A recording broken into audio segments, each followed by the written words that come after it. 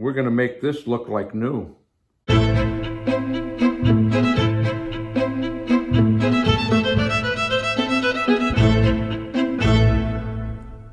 Welcome to Robert's British Cars. Today we're going to try to clean up and refurbish the shock absorber that goes on the front of our 1964 MGB Roadster that we are restoring. This is part of the restoration of the front cross member and suspension. So I decided to do the hub, the shock, the caliper, and the axle separately. This is on the shock. We're going to take this apart, see what makes it work, and see if we can make it work better. The first thing I'm going to do with this is try to get the crud off of it. After all, it was sitting in the wood for 20 years. After we're done cleaning it up, we'll come back and take the guts out and see what kind of condition it's in. This is what you do when you don't have a parts washer. 8 man-hours later, we got the outside looking pretty good. Now let's open them up and see what the inside looks like. Now before I take this apart, I want you to notice the movement on the shock absorber arm. There is no dampening going on here. Let's open it up and find out why.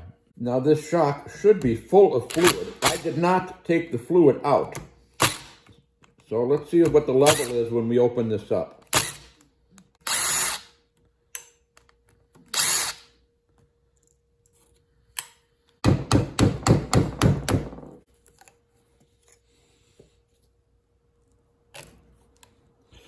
I think we'll be making a gasket. As we peer inside here, we can see it's supposed to be full of fluid, but it isn't. And if there's any in there at all, it isn't much. Let's see if anything comes out of here. Oh, it's a veritable waterfall. It's dirty. I've got my 7/8 wrench on that nut and my hammer. I think I broke it loose. This is the valve that the oil goes through, I think. And it looks pretty yucky, but it doesn't look damaged. This is the filler nut. This is where we would be putting the oil in if it was on the car. This is the valve we took out, and that consists of the nut body, this spring, and this little valve. Let's get these cleaned up. Here's the parts for our shock absorber. We've got the valve down at this end, and here is the cover on the back, and as you can see, I need to make a new gasket. Here is my new gasket. They're almost identical, aren't they? Well, here we are back at the workbench, and this is the cover. All I needed to do is get a piece of gasket material and line up the holes. I'm going to put the gasket on here, line up the holes, put the plate on top of it, put the screws in, and then trim off the part I don't need. But I'm not going to do that until I'm ready to cap it up. As far as the middle part of the gasket, it's okay. It's okay if I cover this up. Let's put our valve together. The spring, that'll go in there, and that goes in here. This is where you would put the oil in if the shock was on the car and you were going to top off the oil. But we're going to put the plug back in here, and I'm going to fill it with oil through the cover plate when we put the back cover plate on. While our shock absorber is nice and clean, now we have to put some oil in it. I am going to use Castrol 20 weight full synthetic motor oil.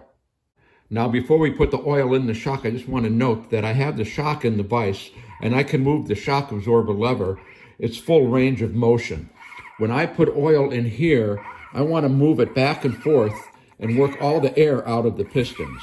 Now before you put the oil in, make sure you've got the other 2 holes in the shock absorber plugged. I'm going to fill that up with oil to about there. You can see the bubbles coming out. Now let's move it one range of motion and work those bubbles out. So I've been moving this arm back and forth now several times, and I think I've got all the air out. But look at how much oil has gone down. This was full when I started. So expect some oil to go down. Don't just fill it up, put it together, and put it on the car. So when I don't get any more bubbles, then we'll put the cover on. I got all the air out. I'm now going to put my gasket in place. And I'm going to take my plate and put it on top of the gasket.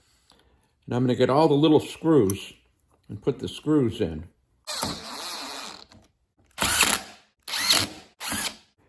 Now that I have the cover tightened down, I'll just take this little razor blade and trim off the part of the gasket that I don't need.